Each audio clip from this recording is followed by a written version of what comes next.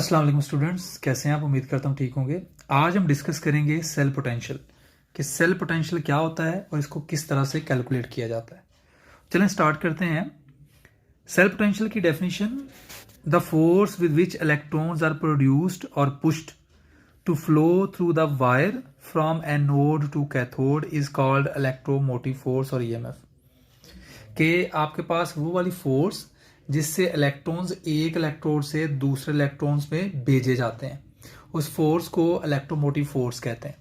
और उस फोर्स की वजह से जो सेल पोटेंशियल जनरेट करता है, पोटेंशियल डिफरेंस जनरेट करता है, उस पोटेंशियल डिफरेंस को बोलते हैं सेल पोटेंशियल। तो यहाँ पे दो डेफिनेशंस आपके पास आ गई हैं, एक ईएमएफ या इलेक्ट्रोमोटिव फोर्स और दूसरा सेल पोटेंशियल। अब यहाँ पे आपके पास सेल पोटेंशियल कैसे कैलकुलेट किया जाता है, इसका फॉर्मूला क्या है, तो देखें। द सेल पोटेंशियल को इसको डिनोट किया जाता है ई नोट सेल से, और ये इक्वल होता है the reduction potential of cathode minus the reduction potential of anode.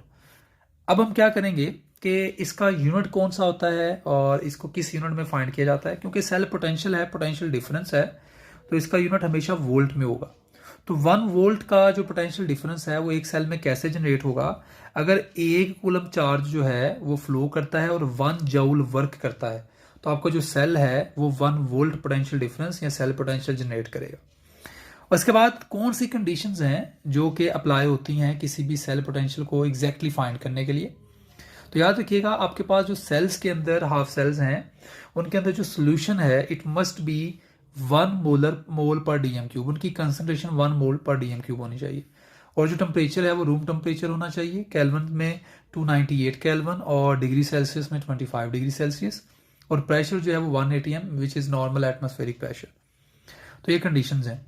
उसके अलावा कुछ रूल्स एंड कुछ पॉइंट्स हैं जिनको माइंड में रखना चाहिए। कहते हैं कि वो जो वर्क डन होता है हमारे पास, जो सेल वर्क करता है, वो जो इलेक्ट्रॉन या इलेक्ट्रिक करंट की वजह से जो फ्लो होता है उसकी वजह से सेल के अंदर पोटेंशियल डिफरेंस जनरेट होता है, उसको भी हम सेल पोटेंशियल कहते हैं। और हम उसी की बात कर रहे हैं। और ये जो सेल पोटेंशियल होता है ये डिपेंड करता है कि आप उसके अंदर जो इलेक्ट्रोड्स ले रहे हैं उनके रिडक्शन पोटेंशियल में कितना डिफरेंस है। जितना ज़्यादा, फॉर एग्जांपल कॉपर और जिंक, इनके इलेक्ट्रोड्स में कितना डिफरेंस है, एक होता है प्लस 0.34 और दूसरा होता है माइनस 0.76। तो ये जो इनके बीच में डिफरेंस है जितना ज़्यादा होगा, आप एक निकल का ले लें और एक कॉपर का ले लें, ज़्यादा डिफरेंस आ जाएगा। तो जितना ज़्यादा इलेक्ट्रोड्स का डिफरेंस होगा उतना ज़्यादा सेल पावरफुल बनेगा, मतलब वो सेल पोटेंशियल उतना ज़्यादा देगा। तो यहाँ पे आपने याद रखना है कि जो आपके पास सेल पोटेंशियल है उसमें एनोड और कैथोड, उनकी पावर्स का बड़ा रोल है। एनोड क्या होता है? आपके सेल के अंदर एनोड वो वाला रॉड होता है, वो वाला हाफ सेल होता है या वो वाला डिपिंग पॉइंट होता है जो हमेशा ऑक्सीडाइज होता है। जैसा कि मैंने आपको फॉर्मूला बताया था एन ऑक्स, कि जहाँ पे ऑक्सीडेशन होगी वो एनोड होगा और जहाँ पे रिडक्शन होगी वो कैथोड होगा, रेड कैट। तो इस फॉर्मूले को भी आप माइंड में रख सकते हैं। और जो एनोड होगा वही हमेशा एनोड बनेगा, वही मेटल या वही रॉड या वही इलेक्ट्रोड बनेगा जिसका रिडक्शन पोटेंशियल कम है। तो यहाँ पे एक एग्जांपल देते हैं। और अगर रिडक्शन पोटेंशियल ज़्यादा है, क्योंकि ज़रा आप 2 रॉड ले रहे हैं, 2 रॉड डिप करते हैं सेल के अंदर, तो एक जो रॉड है उसका इलेक्ट्रोड पोटेंशियल ज़्यादा होगा डेफिनेटली, और दूसरा जो है वो उसका लेस होगा। तो जिसका इलेक्ट्रोड पोटेंशियल ज़्यादा होगा वो रिड्यूस होगा, मतलब वो एज अ कैथोड काम करेगा, और जिसका रिडक्शन पोटेंशियल कम होगा वो एज अ एनोड काम करेगा। तो चलें एक एग्जांपल ले लेते हैं। आपके पास एक सेल है जिसमें आप फोकस करें कि मैं कॉपर और जिंक सेल बना रहा हूँ, और एक मैंगनीज और सोडियम का सेल है। तो पहले हम कॉपर और जिंक के सेल की बात कर लेते हैं। तो यहाँ पे आपको पता है कॉपर का ई नॉट मतलब रिडक्शन पोटेंशियल होता है प्लस 0.34 और जिंक का होता है माइनस 0.76। तो जब आप इन दोनों से सेल बनाएंगे तो आप देखें कि जिंक का जो रिडक्शन पोटेंशियल है वो कम है, तो ये ऑक्सीडाइज होगा और एज अ एनोड काम करेगा, और जो कॉपर है वो रिड्यूस होगा और एज अ कैथोड काम करेगा। इसी तरह अगर आप मैंगनीज और सोडियम का लेते हैं तो इनके रिडक्शन पोटेंशियल है माइनस 1.03 मैंगनीज के लिए और सोडियम के लिए माइनस 2.71।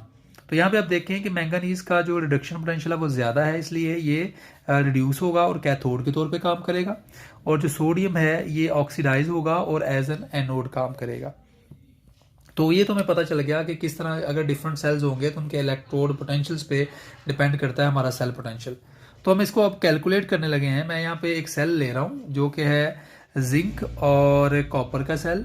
जिंक और कॉपर के सेल में मुझे दोनों के रिडक्शन पोटेंशियल्स पता है, तो मुझे स्टार्ट से ही आइडिया हो गया कि जिसका रिडक्शन पोटेंशियल कम था वो ऑक्सीडाइज होगा और जिसका रिडक्शन पोटेंशियल ज़्यादा था वो रिड्यूस होगा।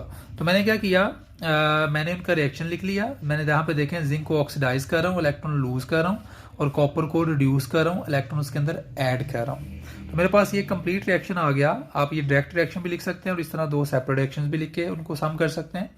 तो यहाँ पे बिल्कुल क्लियर हो गया कि zinc is being oxidised because the oxidation state of zinc is being increased, 0 से +2 हो रही है, और कॉपर की ऑक्सीजन स्टेट +2 से 0 हो रही है, तो वो रिड्यूस हो रहा है।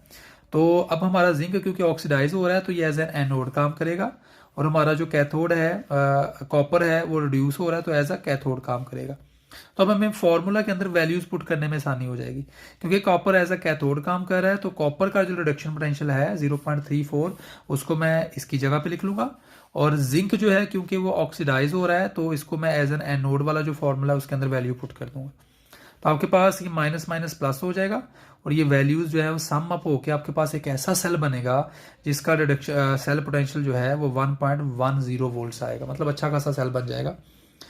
वो जो क्लॉक सेल होता है वो उसकी पावर उसको चला सकता है। इसी तरह आपके पास एक और सेल है निकल मैग्नीशियम सेल। इसमें भी आपके पास इनके रिडक्शन पोटेंशियल आपको पता है, आपको मिल जाएंगे, क्वेश्चन में आप गिवन होते हैं। तो देखें यहाँ पे निकल का रिडक्शन पोटेंशियल ज़्यादा है और मैग्नीशियम का रिडक्शन पोटेंशियल जो है वो कम है। तो मैग्नीशियम जो है वो डेफिनेटली क्या होगी, ऑक्सीडाइज हो जाएगी निकल के प्रेजेंस में, और निकल क्या होगा, वो रिड्यूस हो जाएगा। और जहाँ पे रिडक्शन होती है वो आपको पता है एज अ कैथोड काम करता है, और जहाँ पे ऑक्सीडेशन होती है वो एज अ एनोड काम करता है। तो आपके पास जो सेल पोटेंशियल है उसके अंदर आप वैल्यूज़ ईजिली पुट करते हैं। आप कैथोड वाली वैल्यू जो है वो आप निकल की पुट कर देंगे, और एनोड वाली वैल्यू जो है वो आप पुट कर देंगे मैग्नीशियम की। तो चलें देखते हैं, आपके पास वैल्यूज़ कैथोड की वैल्यू मैं पुट करने लगा हूँ निकल की, जो कि है -0.25 माइनस इंटू, और एनोड की जगह पे मैं मैग्नीशियम पुट करूंगा विच इज़ -2.38। तो ये आपके पास ये तो माइनस में ही रहेगी 25, और ये माइनस माइनस प्लस हो जाएगी 2.38। तो अब आपके पास एक ऐसा सेल जनरेट हो रहा है इसके अंदर आप यहाँ पे आ गया 3, और यहाँ पे आपके पास आ गया 1, और यहाँ पे 2, और ये ऑलमोस्ट 2.13 वोल्ट्स, बहुत बड़ा सेल प्रोड्यूस हो रहा है, बड़ी उसकी पावर ज़्यादा है। तो यहाँ पे देखें ये वाला जो कॉपर और जिंक का सेल था उसके इतने वोल्ट्स थे, कम थे, और इसके वोल्ट्स देखें 2.13 वोल्ट्स आ रहे हैं। तो याद रखिएगा सेल पोटेंशियल से हम किसी भी सेल की फिजिबिलिटी भी चेक कर सकते हैं, किसी भी रिएक्शन की फिजिबिलिटी चेक कर सकते हैं। अगर तो सेल पोटेंशियल आपके पास कैलकुलेशन में नेगेटिव वैल्यू दे रहा है तो रिएक्शन नहीं होगा, और वैसे ये प्रैक्टिकली तो ऐसा नहीं हो सकता, कोई भी सेल नेगेटिव में पोटेंशियल नहीं दे सकता, और ये हमेशा पॉजिटिव ही होता है। और अगर आप कैलकुलेशन कर रहे हैं और सेल पोटेंशियल पॉजिटिव आ रहा है तो वो रिएक्शन फिजिबल है। और थैंक यू सो मच, अल्लाह हाफिज़।